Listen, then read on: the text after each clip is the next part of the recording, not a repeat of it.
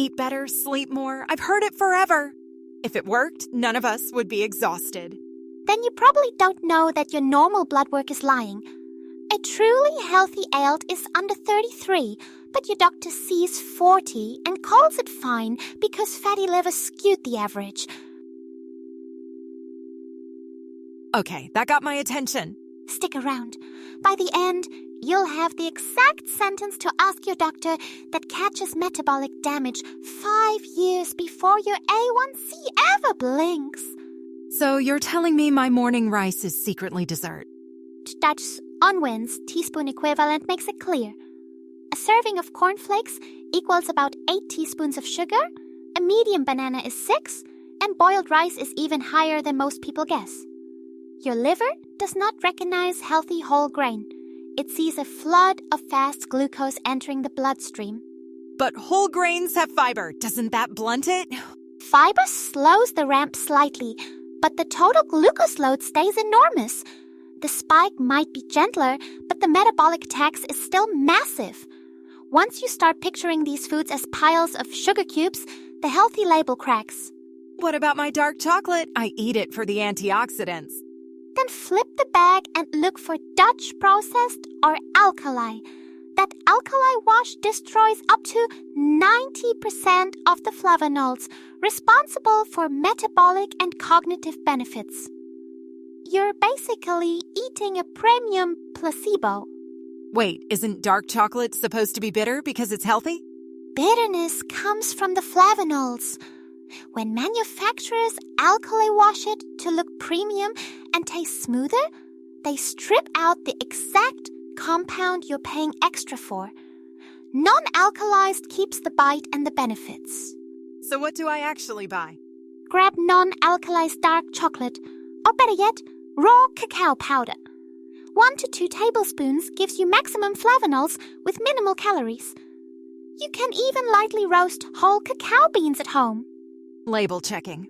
Fine, but if this tastes like punishment, I'm blaming you. Up next, the 10-minute walk that turns your calf into a glucose sponge. Don't go anywhere. You want me to rearrange my plate and then take a walk? I just want to sit down. A randomized trial gave people the exact same meal: bread, juice, chicken, and salad, but changed the order. Carbs first caused a massive blood sugar spike. Starting with protein and veggies, then saving the bread for last, cut that spike in half. Half? Nothing else changed? Nothing added, nothing removed. Same calories, same food, just rearranged. Your stomach empties slower when protein and fiber hit the walls first, so glucose enters the bloodstream at a crawl instead of a sprint. Okay, but then you said walk? I'm exhausted after work. 10 minutes. The soleus muscle in your calf is basically a glucose sponge made of slow-twitch fibers. It soaks up blood sugar fast without getting tired. Studies show even a short walk immediately after eating meaningfully flattens that glucose curve. What if it's raining? Cleaning the kitchen counts. Climbing stairs counts. The key is timing. Sooner is better. Contract that soleus and you're manually draining sugar from your blood. 10 minutes of dishes for half the spike. That's actually not terrible. Up next, how your 2 p.m. coffee is quietly stealing your sleep tonight. Stay tuned. I fall asleep fine. Coffee doesn't affect me. Falling asleep is not the same as staying asleep. Caffeine has a quarter life of 10 to 12 hours. A 2 p.m. coffee leaves about a quarter of that dose circulating in your brain at midnight. You might not notice the struggle, but Matt Walker's research shows it quietly carves away your deep, restorative, slow-wave sleep. So I'm awake, but I don't know it? You are asleep, but the architecture is fractured. You wake up reaching for another cup, never connecting the dots. That single shift preserves the sleep stages your body uses to repair metabolism and consolidate memory. Try a noon cutoff for 1 week. What about dinner? I thought sleep was about melatonin. What you eat for dinner changes your sleep architecture directly. Higher fiber intake is linked to significantly more slow-wave deep sleep. Saturated fat, on the other hand, reduces it. Refined carbs and sugars trigger nighttime arousals, micro-wakings you do not remember.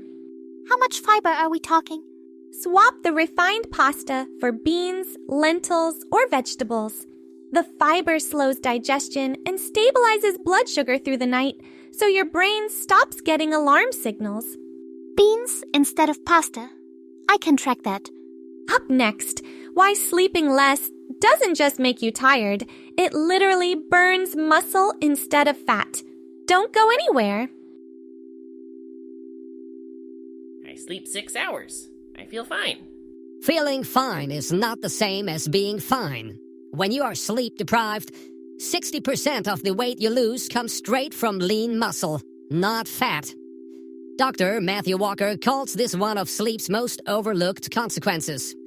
You hit the gym, eat less, watch the scale move, but your body is literally burning muscle while holding onto fat. 60%? Even if I lift weights? Even if you lift. Sleep regulates growth hormone and testosterone. Without 7 to 9 hours, those hormones tank and your recovery collapses. Treating sleep as optional means you are undoing your own workouts. But the scale still goes down. Who cares where it comes from? You should care. Just 2 weeks of poor sleep can increase your visceral fat by 11%, without the scale changing at all. That hidden organ fat doubles your risk of early mortality. The number stays flat while your body quietly recomposes in the worst direction. So sleep is literally a fat loss tool? It is the fat loss tool, more important than that extra set of crunches. Up next, why your doctor saying you're totally fine might be the most dangerous lie in this whole video. Stay tuned. My doctor already tested everything. I'm fine. Your doctor might be using ranges that were quietly inflated by epidemic-level disease. Take ALT. Most labs called anything under 40 normal, but the American College of Gastroenterology puts a truly healthy ALT at under 33 for men and under 25 for women. Why did the range change? Because fatty liver became so common in the general population that it skewed the statistical average upward. Back in the 70s and 80s, the upper limit was 25. Now, 40 is considered acceptable simply because everyone is worse. What about uric acid? Same blind spot. Labs flag gout risk at 6.8, but metabolic trouble and insulin resistance start much lower. You want it under 5, and some research says under 4 for women. Fructose and sweetened drinks are the biggest modern drivers, not steak. And this shows up before diabetes? Years before your A1C ever blinks.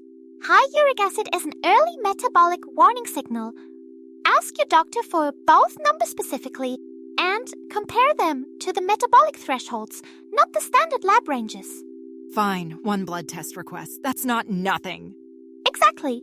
The sentence to ask is, are my ALT and uric acid in the metabolic health ranges or just the standard ones? 30 seconds, and it rewrites the conversation. Okay, I'm grudgingly asking, but I want a trophy for skepticism. Here's your 5-day reset. Monday, picture breakfast as sugar cubes and flip your chocolate bag. Tuesday, eat protein and veggies before carbs, then walk 10 minutes. Wednesday, cut caffeine at noon and swap pasta for beans at dinner. Thursday, guard 7 to 9 hours like a gym session. Friday, ask your doctor for ALT and uric acid using the metabolic thresholds. 1 step per day. Even I can handle that grudgingly. Now answer this. Are you team caffeine cutoff at noon? Or team swap pasta for lentils tonight? I'm definitely team lentils. And I'm team cutoff. Like this, if I've made you suspicious, subscribe for the next reset and pick your side in the comments. Stay suspicious and always save the bread for last. Daily